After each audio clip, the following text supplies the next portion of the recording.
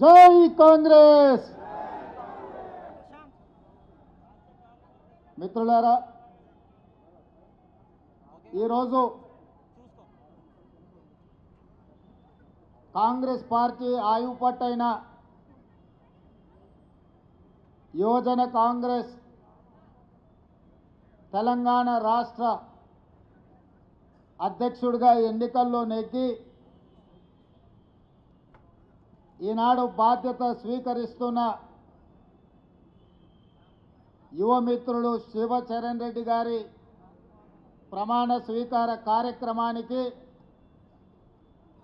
40 సంవత్సరాల క్రితం యూత్ కాంగ్రెస్ అధ్యక్షుడిగా పనిచేసిన పెద్దలు వి హనుమంతరావు గారు, యూనివర్సిటీ రాజకీయాలలో క్రియాశీలక పాత్ర పోషించిన పెద్దలు కేశవరావు గారు, అదేవిధంగా ఆనాడు నిజాం కళాశాల విద్యార్థి ఎన్నికలలో నెగ్గిన మాజీ పార్లమెంట్ సభ్యులు క్యాంపెయిన్ కమిటీ చైర్మన్ సోదరుడు మధు యాస్కి గారు, అదేవిధంగా రాజ్యసభ సభ్యులు మాజీ యువజన కాంగ్రెస్ అధ్యక్షుడు యువమిత్రుడు అనిల్ కుమార్ యాదవ్ గారు, మాజీ యువజన కాంగ్రెస్ అధ్యక్షుడు తెలంగాణ స్పోర్ట్స్ అథారిటీ చైర్మన్, అదేవిధంగా ఈరోజు వేదిక మీద వివిధ జిల్లాల అధ్యక్షులు, అదేవిధంగా రాష్ట్ర స్థాయిలో వివిధ బాధ్యతలకు ఎన్నికైన యువమిత్రులు, యూత్ కాంగ్రెస్ ఏఐసిసి ఇన్ఛార్జ్ నుంచి వచ్చిన వాళ్ళు, అందరికంటే ఈ పార్టీ జెండాను మోసి 2023న ప్రజాపాలనను కాంగ్రెస్ పార్టీకి అధికారంలోకి తీసుకొచ్చిన యువమిత్రులందరికీ కూడా శుభాకాంక్షలు, మనస్ఫూర్తిగా ధన్యవాదాలు తెలియజేస్తున్న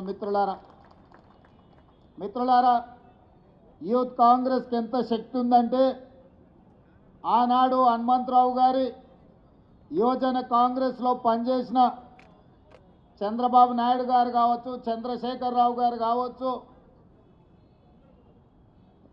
రాష్ట్ర స్థాయి జాతీయ స్థాయి రాజకీయాలలో రాణించిందంటే యువజన కాంగ్రెస్లో వాళ్ళు పొందిన శిక్షణ, యువజన కాంగ్రెస్ ఇచ్చిన అవకాశాలు. ఈనాడు రాష్ట్రంలో సీనియర్ నాయకులు షబ్బీర్ అలీ గారు కావచ్చు, లేకపోతే ఈనాడు పిసిసి అధ్యక్షుడిగా ఉన్న మహేష్ కుమార్ గౌడ్ గారు కావచ్చు, లేదా మంత్రివర్గంలో ఉన్న మిత్రులు పొన్నం ప్రభాకర్ గారు కావచ్చు, ఈరోజు ఉప ముఖ్యమంత్రి బట్టి విక్రమార్క గారు కావచ్చు, అదేవిధంగా లోక్సభలో ఎన్నికైన చామల్ కిరణ్ రెడ్డి నుంచి మొదలు పెడితే చాలామంది యువజన కాంగ్రెస్లో కార్యకర్తలుగా తమ ప్రయాణాన్ని మొదలుపెట్టి ఈరోజు రాష్ట్ర స్థాయి జాతీయ స్థాయిలో వివిధ హోదాలలో రాణించారు. ఇవాళ అందుకే యువజన కాంగ్రెస్ మొదటి మెట్టు రాజకీయాలలో యువజన కాంగ్రెస్ నాయకులుగా ప్రజల దగ్గరికి వెళ్ళి విద్యార్థి యువజన సమస్యల మీద పోరాటం చేసి పేద ప్రజల యొక్క అభ్యున్నతికి ప్రజల దగ్గరికి వెళ్ళినప్పుడే రాజకీయాలలో రాణించడం జరుగుతుంది. ఈరోజు శివచరణ్ రెడ్డి వాళ్ళ తండ్రి జక్కిడి ప్రభాకర్ రెడ్డి గారు, ఆనాడు సుధీర్ కుమార్ గారు ఆనాటి యువజన కాంగ్రెస్ అధ్యక్షుడిగా ఒక గుర్తింపు పొందిన మాజీ కేంద్ర మంత్రివర్యులు శివశంకర్ గారి కుమారుడు సుధీర్ కుమార్ గారితో యువజన రాజకీయాలలో రాణించాడు. రెండో తరం ఇప్పుడు శివచరణ్ రెడ్డి ఈరోజు మళ్ళీ యువజన కాంగ్రెస్ అధ్యక్షుడిగా బాధ్యతలు నెరవేర్చాడు. మరి జక్కిడి ప్రభాకర్ రెడ్డి గారికి యువజన కాంగ్రెస్లో అయితే కాంగ్రెస్లో 40 సంవత్సరాలు పనిచేసినా కొన్ని అవకాశాలు అదృష్టం కలిసి రాలే. 90% శ్రమ ఉన్నా 10% అప్పుడప్పుడు అదృష్టం కూడా పనిచేయాలి. ఈ రెండు కలిసినప్పుడు తప్పకుండా పెద్ద హోదా రావడానికి ఉంటుంది. ఈరోజు జక్కిడి ప్రభాకర్ రెడ్డి గారికి రాని అవకాశాలు ప్రజా సమస్యల మీద పోరాటం చేస్తే శివచరణ్కు తప్పకుండా అవకాశాలు వస్తాయని చెప్పి తెలంగాణ రాష్ట్ర ముఖ్యమంత్రిగా నేను ఈరోజు చెప్పదలుచుకున్నా.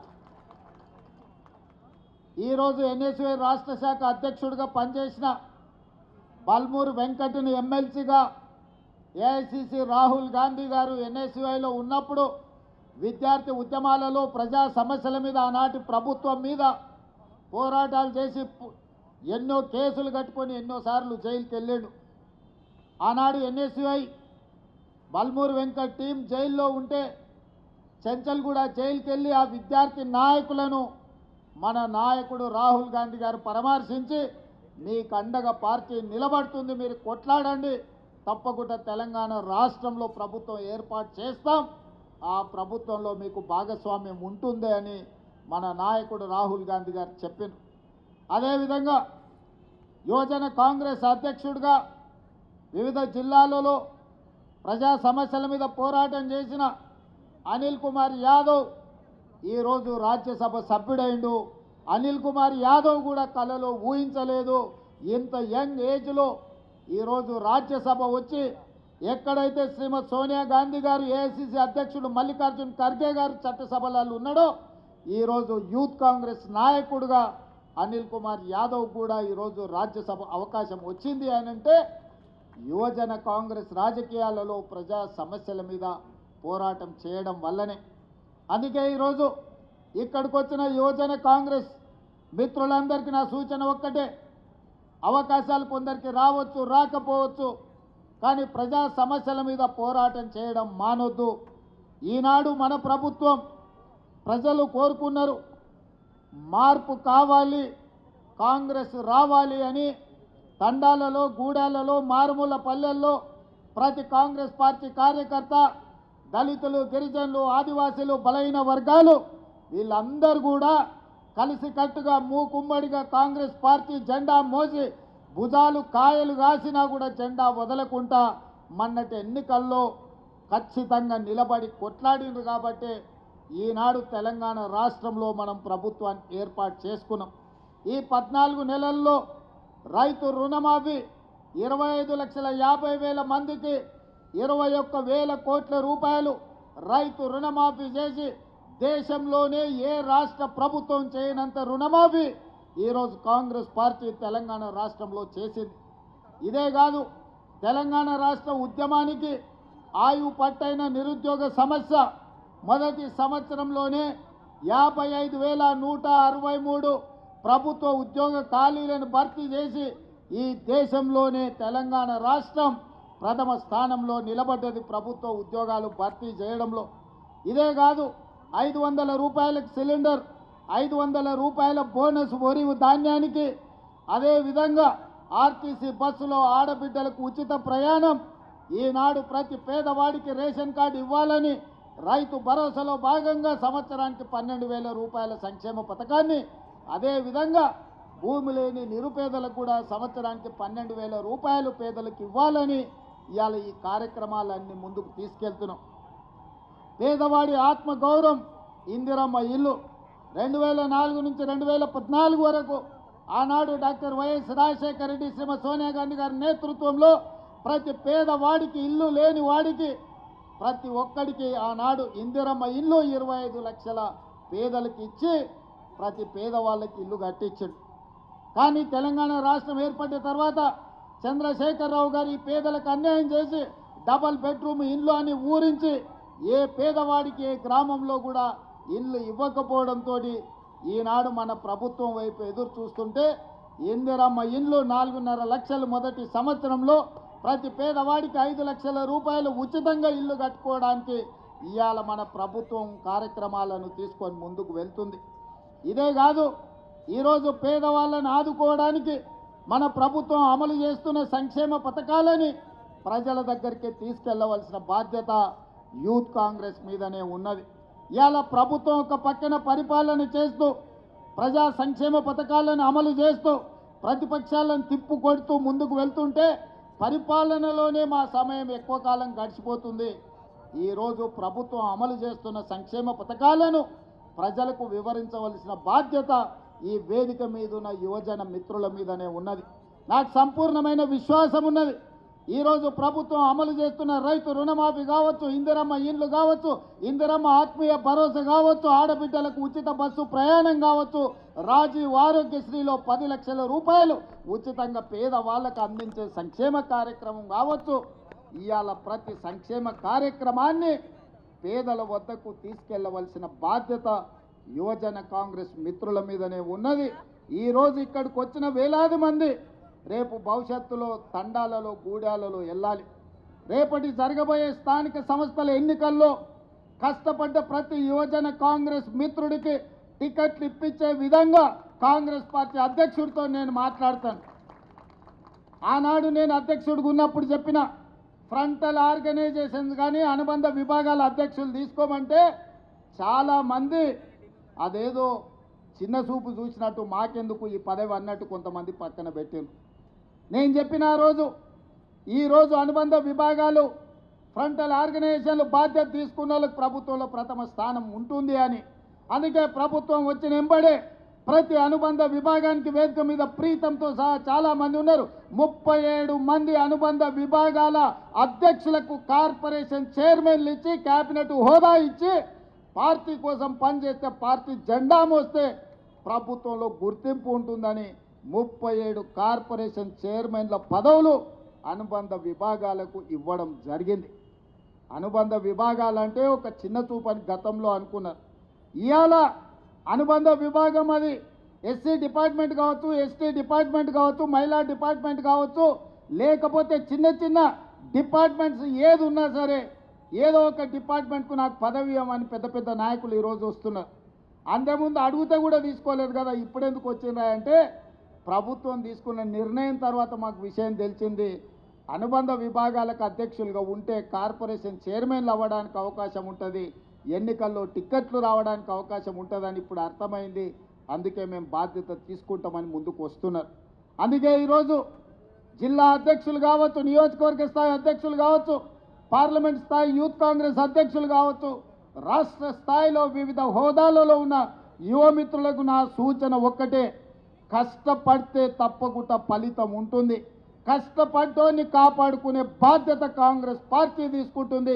అధ్యక్షుడు మహేష్ కుమార్ గౌడ్ గారు తీసుకుంటారు, ముఖ్యమంత్రిగా నేను తీసుకుంటా.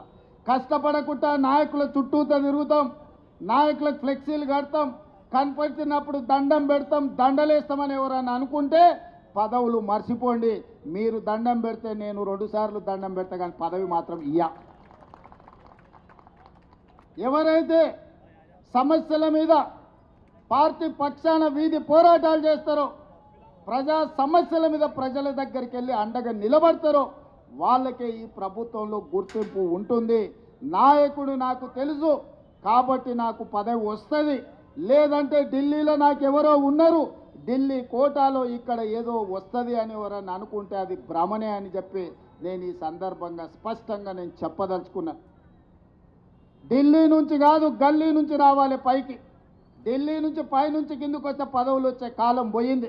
గల్లీలో పేదల మధ్య ఉండి పేదల సమస్యల మీద కొట్లాడిన వాళ్ళకి తప్పకుండా అవకాశం ఉంటుంది. ఖానాపూర్లో మనం ఒకరికి ఎమ్మెల్యే టికెట్ ఇచ్చిన వెడమ బొజ్జు అని, ఇందిరమ్మ ఇంట్లో ఉండే ఒక యువకుడికి ఈరోజు ఎమ్మెల్యే టికెట్ ఇస్తే ప్రజలు గెలిపించారు. పైసలు చూసి గెలిపియలే, ప్రజా బలాన్ని చూసి ఎమ్మెల్యే గెలిపించారు.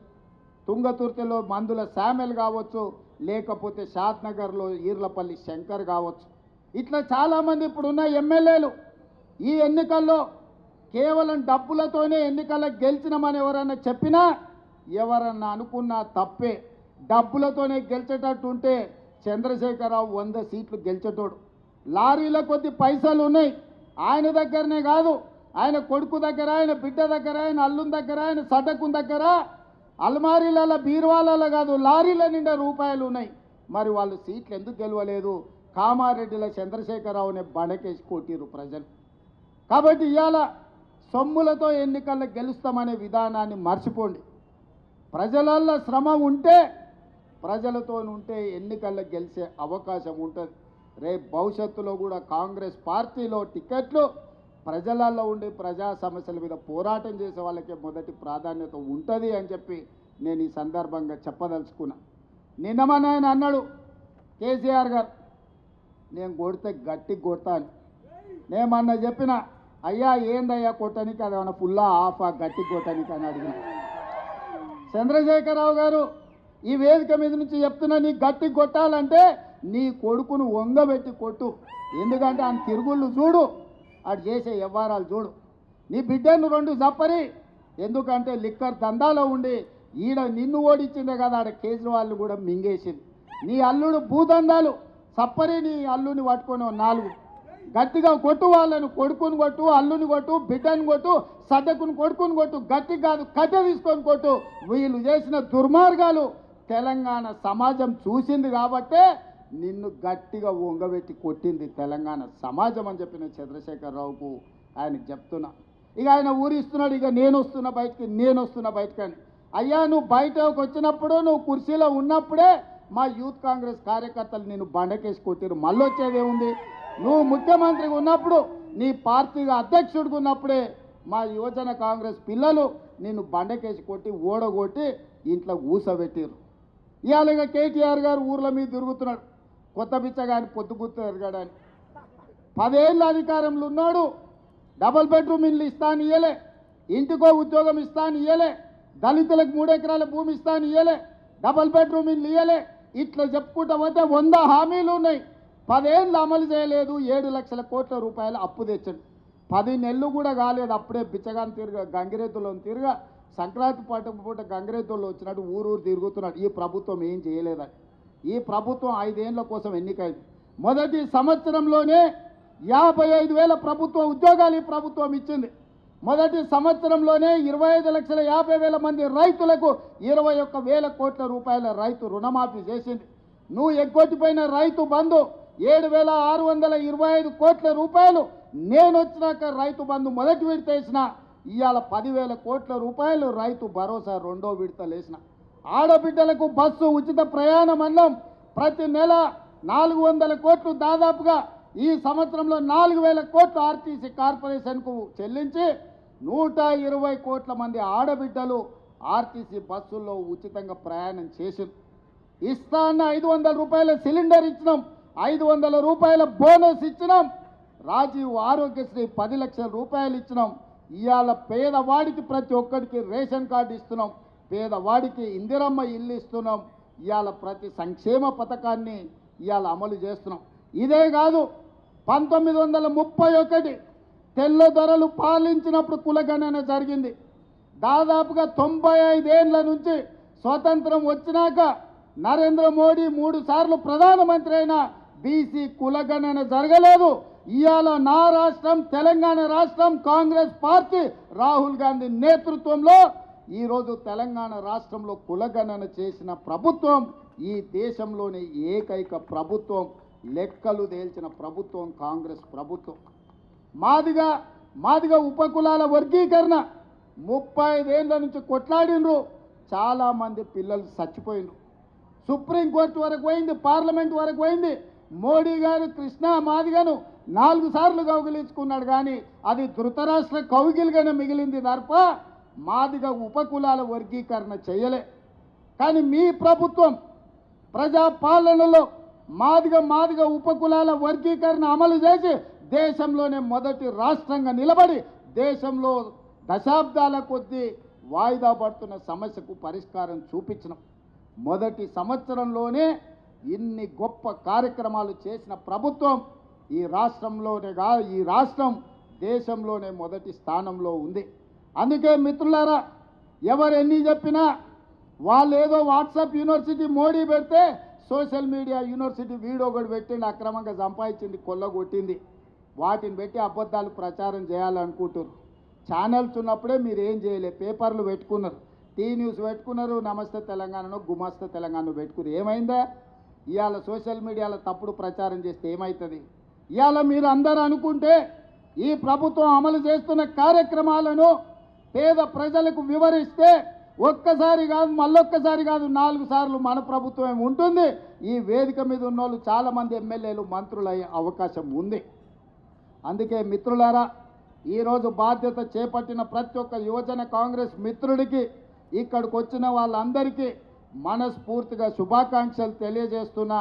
మీతో పాటు నేను సిద్ధం, అవసరం అనుకుంటే మోడీ మీద యుద్ధం ప్రకటిద్దాం. కేంద్రం నుంచి రావాల్సిన నిధులు, కేంద్రం నుంచి రావాల్సిన మంజూరీలు రాలేదు. మనం మెట్రో రైలును ఎక్కడ పెట్టిండు, మన రీజనల్ రింగ్ రోడ్ ఎక్కడ పోయింది, ఇవాళ మూసీ రివర్ అభివృద్ధి కోసం ₹1 నిధులు ఇస్తలేడు. కిషన్ రెడ్డి గారు, బండి సంజయ్ గారు తెలంగాణ సమాజానికి సమాధానం చెప్పాలి.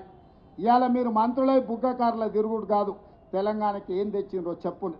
కేంద్రం నుంచి ప్రచారం చేయడానికి వస్తారంట, ఏమో తెలంగాణకి ఏదో ఇచ్చిండ్రని. ఏమి ఇచ్చిండ్రా? బీహార్కి ఇచ్చిండ్రు, గుజరాత్కి ఇచ్చిండ్రు, ఇతర రాష్ట్రాలకు ఇచ్చిండ్రు తప్ప తెలంగాణ పైసకు చిల్లి గవ్వ కూడా ఇవ్వాలి. ఇవాళ ₹1 కేంద్రానికి మనం పన్ను కడితే 42 పైసలు మనకు వస్తున్నాయి. బీహార్ ₹1 పన్ను కడితే ₹7 తీసుకుపోతున్నారు. ఉత్తరప్రదేశ్ ₹1 కడితే ₹3 తీసుకుపోతున్నారు. మరి తెలంగాణ ఏం పాపం చేసిందా? ₹1 కడితే 42 పైసలు ఇస్తున్నావు అంటే 58 పైసలు నువ్వే మా సొమ్ము దొబ్బుతున్నావు మోడీ గారు. అందుకే కిషన్ రెడ్డి, బండి సంజయ్ అనుకుంటున్నారు ఏ దానికైనా కొంత సమయం ఉండాలని సంవేదనం పాటిస్తున్నాం. తొందరలోనే కార్యాచరణ ఉంటుంది. కేంద్ర ప్రభుత్వం రాష్ట్రానికి చేస్తున్న అన్యాయాన్ని మెట్రో రైలు మేము కట్టుకుంటాం, మాకు అనుమతి ఇవ్వండి అంటే దేశంలోనే ఒకనాడు 2వ స్థానంలో ఉండే ఢిల్లీ, తర్వాత హైదరాబాద్ ఇవాళ 10వ స్థానానికి వదిపోయింది. 10 నెలలు అయింది ప్రధానమంత్రి దగ్గర ఉండి మెట్రో రైలుకు అనుమతి ఇవ్వకుండా ఆపిపెట్టిండు. రీజనల్ రింగ్ రోడ్డు సగం ఇచ్చి సగం ఇవ్వకుండా దాచిపెట్టిండు. ఇవన్నీ సమస్యలు ఉన్నాయి. ఈ అన్ని సమస్యల మీద కార్యాచరణ తీసుకుంటాం. తొందరలోనే ఈరోజు బాధ్యత తీసుకున్న వాళ్ళతో ప్రత్యేక సమావేశాన్ని ఏర్పాటు చేస్తా. ప్రజా సమస్యల మీద కేంద్ర ప్రభుత్వం నరేంద్ర మోడీ మీద చేసే పోరాటంలో మీరు ముందు బాగానే ఉండాలి. మీరందరూ కూడా భవిష్యత్తులో రాణించాలి. భవిష్యత్తులో ఈ రాష్ట్రానికి మీరంతా నాయకులుగా ఎదగాలని కోరుకుంటూ మీ అందరి దగ్గర సెలవు తీసుకుంటున్న మిత్రులారా, ధన్యవాదాలు.